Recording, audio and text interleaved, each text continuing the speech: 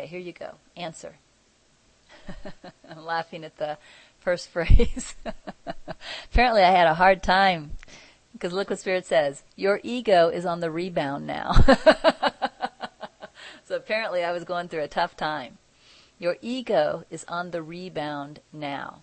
And this is necessary if you are to let go of it. That's important. The ego must be decided against.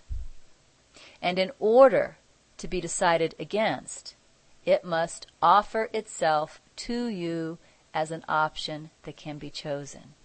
I mean, think about that. How can you decide against something that isn't an option, right? You can only decide against liver on the menu if liver is on the menu, right? You can only decide against the ego if the ego is presented as an option.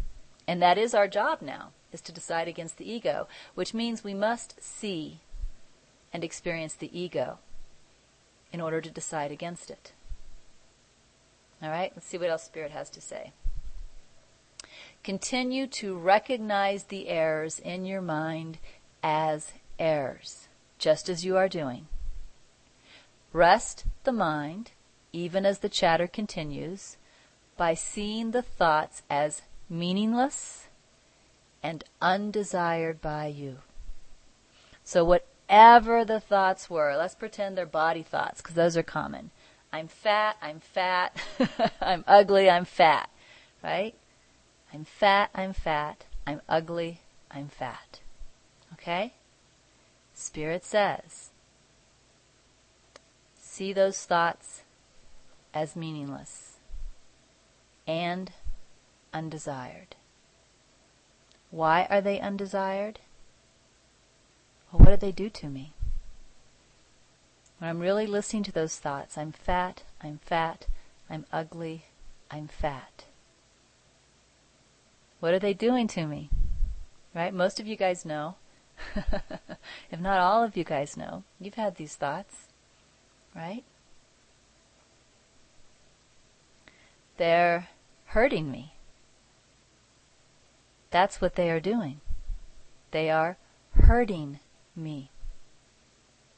Do I want to continue to hurt me? Is that what I want? No, of course not. So I need to see these thoughts as undesired. It's very simple. It sounds hard, especially if you believe you're fat, ugly, and fat. Right? It can seem very hard because, first of all, that could be no one else's perception about you, but that's irrelevant if that's your perception about you, right? You think it's true. Right? It's true.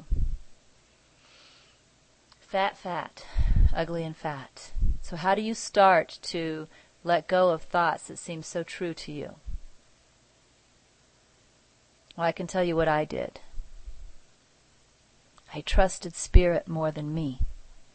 Now, Spirit wasn't saying to me, Regina, you have gorgeous legs and a great butt.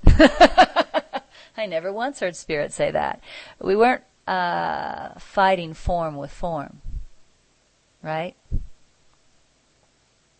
Spirit looked at me beyond the form, saw how beautiful I was, and told me that was my reality.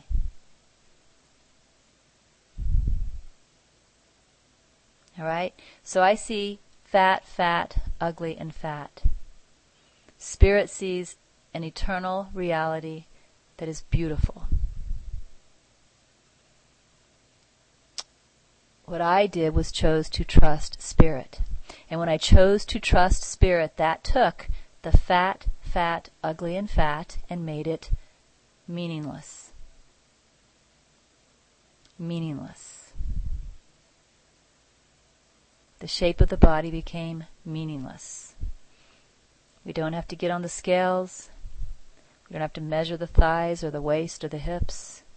We don't have to get to a certain size, because the body, its appearance, is meaningless. What has meaning is the beauty that Spirit sees. So I see the thoughts as meaningless and undesired by me, because all they do is hurt me if I continue to hold on to them. So that's how that worked for me.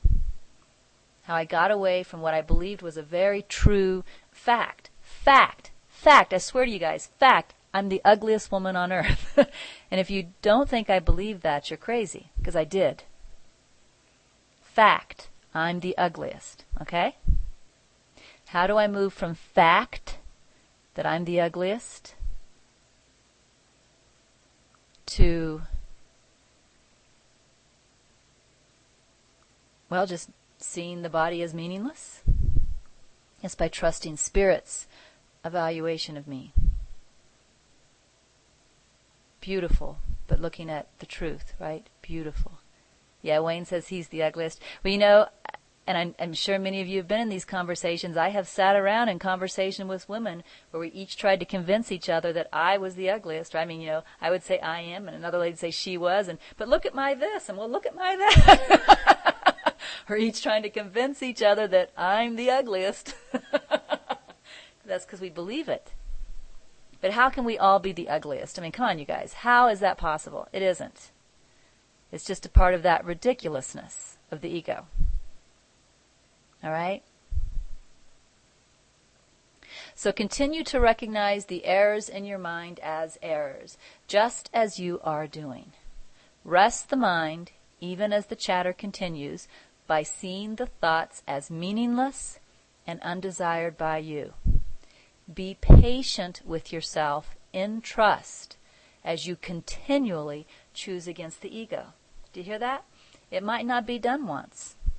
You might not see fat, ugly, and fat, right? Once, and say, that's meaningless, I don't want that, and let it go and be done. In 20 seconds, fat, ugly, and fat might be back again. What do? You repeat the process. You continually choose against the ego. Continually. For as long as it takes. And I got to tell you guys, it's worth it, I promise. It's worth it. Okay? You just want to be as consistent as you possibly can. And it works. So be patient with yourself in trust as you continually choose against the ego. This is an ego storm, which is a last attempt for the ego to regain command and control within your mind.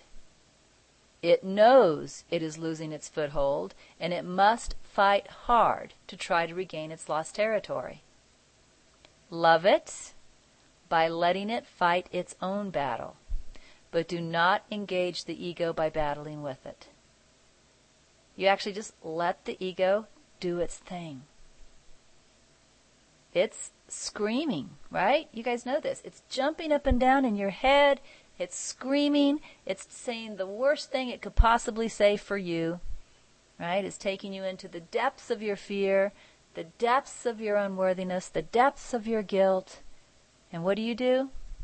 You let it, but you don't join it. You don't join it. You just go clean the house or something, right? Like my friend is doing today. You don't join it. Love it by letting it fight its own battle, but do not engage the ego by battling with it. Rejoice as you rest through this storm, knowing that a great calmness will come when the ego has tired of itself. Right? We're back to tomorrow, right? The sun will come out. Tomorrow. We're back there again. Be patient. Rejoice knowing it cannot last. Be patient. Rejoice knowing it cannot last. Okay, Lord Blue, I'll pause for a second and see what you got.